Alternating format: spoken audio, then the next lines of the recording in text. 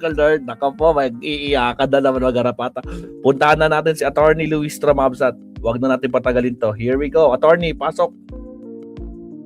Ayan. Interview niya to, ilan to? 1 hour or 2 hours ago lang ito.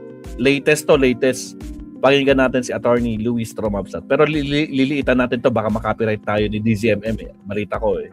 Stricto daw si DZMM. Pero minsan ginagamit ko, hindi naman. Okay. Pero pagdating kay Sir Vad, kinaka-copyright yata siya eh. Pero sige, bawasan na natin yung sound background music. Papasukin Attorney Luis Tro. At bilisan natin ng konti para siguradong walang copyright. Hindi ka... Here we go. Ng chairperson ng House Committee on Justice at Batangas 2nd District Representative si Congressman Jervil Luistro. Kung magandang umaga po, Doris at Robert sa Tandem ng Bayan. Good morning, ma'am. Good morning, Doris and Robert, and thank you for having me dito sa Tandem ng Bayan. Ayun, tumumpak din si Oo. Congressman. Alam po namin busy din kayo at Oo may nga. pupuntahan kayong activity, pero unahan na po namin at ma'am, no, unang-una po sumagot na po ang kampo ng Vice President. Nabasa na po ba ninyo at kumusta po yung sagot ng Vice Presidente? Well, apparently for me, it doesn't seem like an answer, no? Aray ko po. While I was reading the answer, it looks like a motion to dismiss, no? Kitang-kita naman. Diba, Attorney? Maliwanag sa ating rules of impeachment ng House of Representatives that motion to dismiss is a prohibited pleading dito sa impeachment proceeding, no? At least if I base it on the allegations contained in the answer, hindi siya responsive dun sa grounds, dun sa offenses alleged in the impeachment complaint. In effect, parang hindi sumagot. Aray ko po. And instead, they are questioning the proceeding before the Justice Committee in support of their intention to dismiss the impeachment complaint, no? At least from my perspective as a lawyer, that's how I see the answer of the Vice President. Opo. Kung binabanggit po kasi ng kampo ng Vice President, kasi from the beginning naman daw po, hindi rin naman daw po malinaw yung mga detalyadong akusasyon. Hindi natumbok. Oo, wala din naman natumbok. Kaya paano Wala daw natumbok po tragis. Kitang-kitang ebidensya, sangkatutak na ebidensya. Pasalamat nga siya. Binigyan siya ng pagkakataong sumagot. Pero wala, binaliwala niya. Sige, pasok, Attorney. Shoutout sa mga kasama natin, Sir Tony, Carmelita Torres, sino pa ba? Lucy, San Ramon, at saka sa lahat po ng mga senat. Gerald Ramirez, shoutout sa inyo. Alright. sila sasagot ng punto por punto kung hindi naman daw malinaw yung mga ibinabato laban sa Vice President? Of course, we beg to disagree to that, no? Na saksihan ng sambayan ng Pilipino ang ating naging deliberasyon. Una ay sa sufficiency in form. Pangalawa ay sa sufficiency in substance.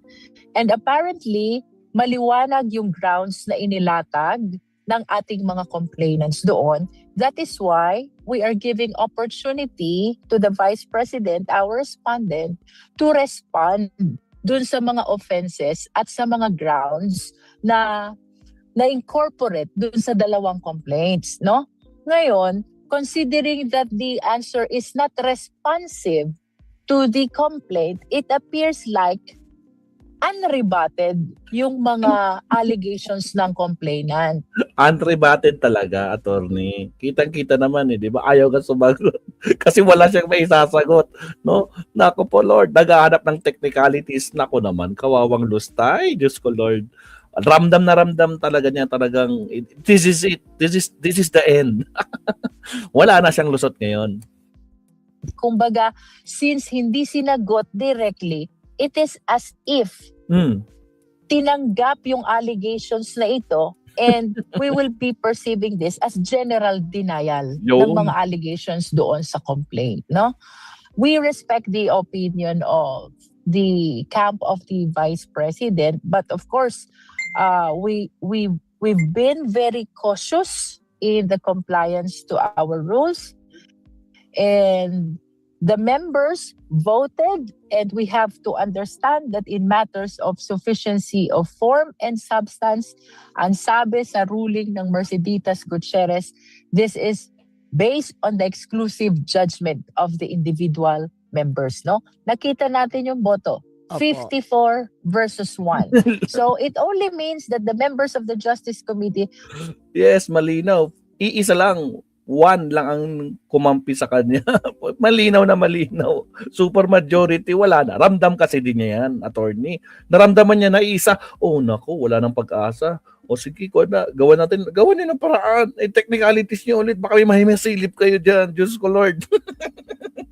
are all satisfied that these two complaints, the third and the fourth, both complied, not only in form, but even in substance. Actually, sayang yung opportunity na sana na-address lahat ng mga alleged offenses and grounds sapagkat ito yung matagal nang hinihintay ng ating mga kapwa Pilipino, ang kasagutan sa mga allegations laban sa ating Vice Presidente. So, ibig po bang sabihin nito, ma'am, ay hindi na natin talaga makikilala si Mary Grace Piatos and friends? We will simply proceed, Doris, no? So, on Wednesday, mag-discuss lang tayo ng preliminary matters because I understand that the complainants still have a period of 3 days to file answer. And upon receipt of which, mayroon ulit ang ating Vice Presidente 3 days to file rejoinder, no? Sasagot ulit sila. At kautelam respond na naman, attorney. Diyos ko Lord.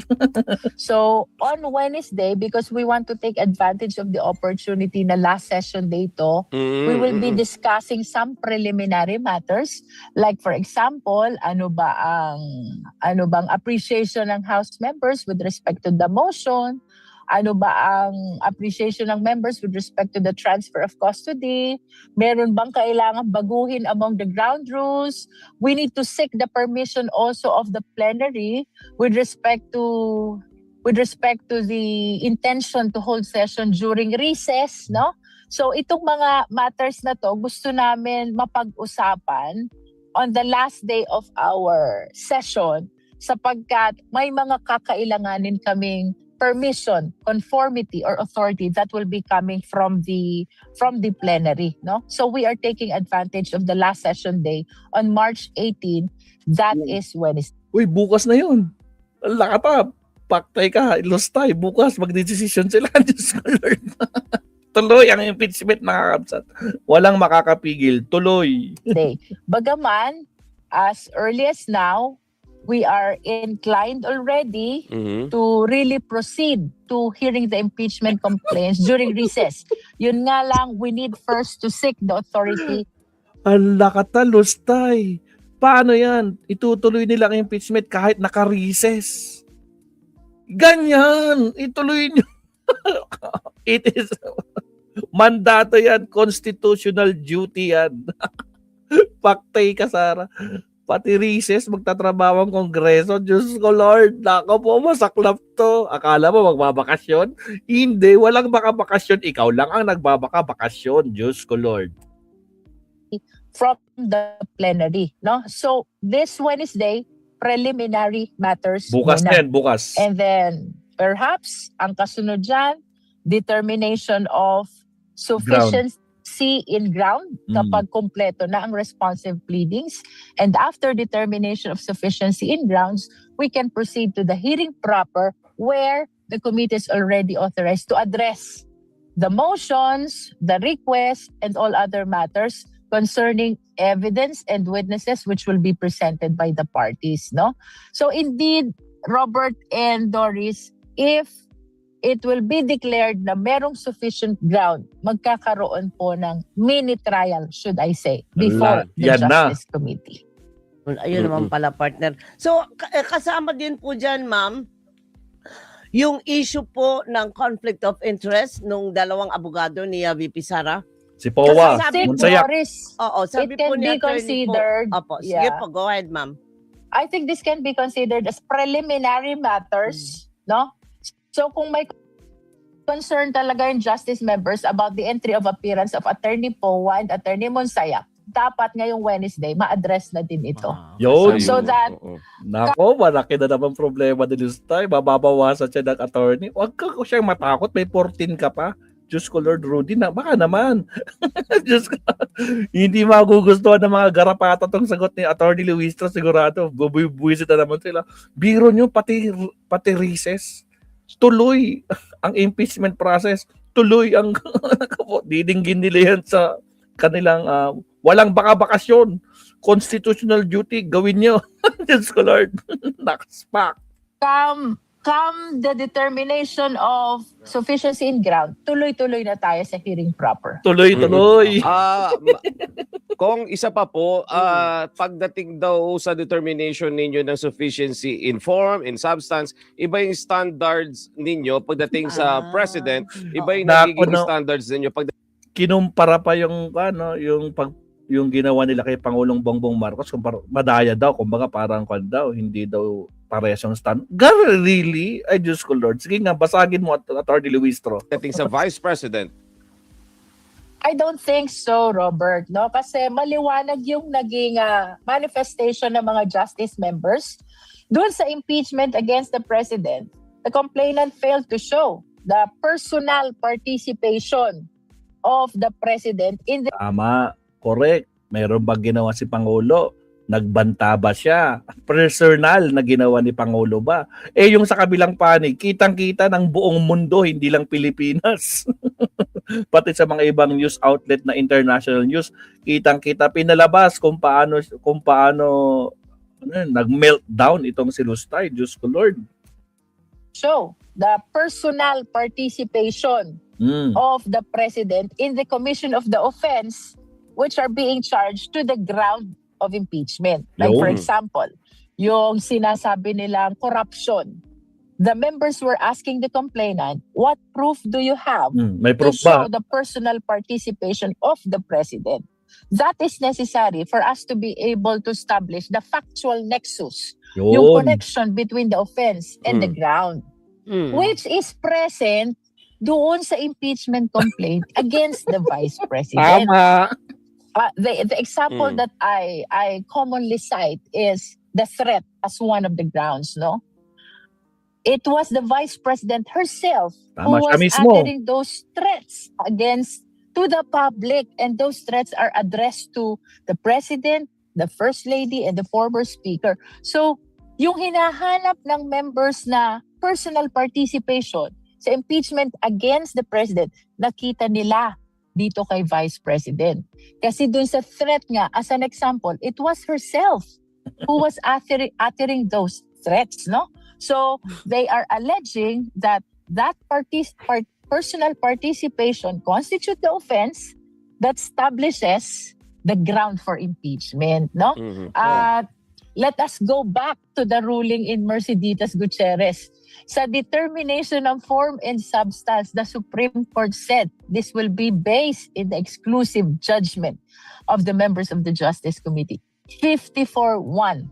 So, more than the majority, the super majority have spoken already that the third and the fourth impeachment complaint both complied in the standards of form and substance. Alright. And pagdating dun sa sinasabi nilang may disparity or nag-double standard kami with respect dun sa aming impeachment proceeding against the president vis-a-vis the impeachment proceeding against the vice president, we totally disagree to that. Kasi very evident yung requirement ng personal participation for us to be able to establish factual nexus.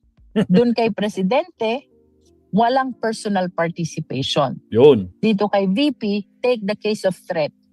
Very clear ang personal participation. Oh. At least I am amplifying the arguments that were raised by the members of the Justice Committee. This is me amplifying the arguments, the manifestations that were shared by the Justice members during the deliberation of both impeachment complaints. One against the President and the other against the Vice President. Okay, klaro, partner. So, Diski, Thank you, thank you. natin si ma'am dahil marami pupuntahan Mukhang nandun na, bababa na lang. Oo Hindi nga. mababa dahil sa atin. Kung maraming salamat po sa inyong oras at sa mga paliwanag po ninyo. Kaugnay pa rin po dito sa Alright. impeachment ng Vice Magandang President. umaga po sa inyong lahat and special greetings to my kababayan from Nice. Batangas, 2nd District. Thank you, Doris and Robert. Thank you, Tandem ng Bayan. Thank you, Ayun. ma'am. Maraming salamat At po. mag-ingat po kayo. Salamat, Si Congressman Atty. Jervin. Di ba mga kakabsat, ang linaw ng sagot. Diyos ko, Lord Rudy. At ito pinakamagandang narinig natin kay Atty. Luis Tromabsat, no? Kahit naka-recess sila, tuloy ang impeachment. Diyos ko, Lord. Siyempre, trabaho naman nila yan, mga kakabsat. Binabayaran ng mga masang Pilipino yan. Diyos ko, Lord, ang laki-laki ng tax natin. Lalo na yung fuel ngayon natin. Problema yan. Umabot na ng 100 plus ang fuel, mga kapsat. Diyos ko, Lord. Pero anyway, grabe. Ang ganda ng paliwanag ni Atty. Luis Tro, mga kapsat. Malinaw na malinaw. At syempre, walang makakapigil. Tuloy-tuloy ang impeachment. Pero tayo papakinggan na isa pa, si Atty. Hindi ko pa ito nakita ko lang yung caption niya pero hindi ko pa napakinggan. Si Atty.